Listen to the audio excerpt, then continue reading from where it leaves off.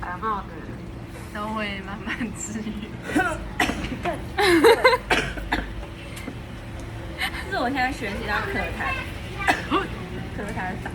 你在那边一直发力，一直在那边咳，那时候根本咳不出来，你要从肚子非常用力的，然后它就会这样咻出来，然后这时候它就会卡在你的咽，然后这时候你就要再用力的把它咳出来。然后你会吞掉吗？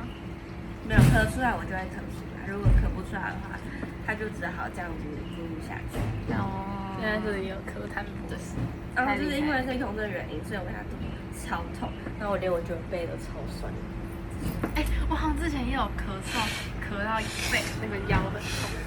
这里有2个，我之前不是，咳嗽我记得我1年级的时候不是都会一直狂咳吗？我就是半夜也会一直咳。对啊，我们还有出去外面咳嗽哎，你还记得吗？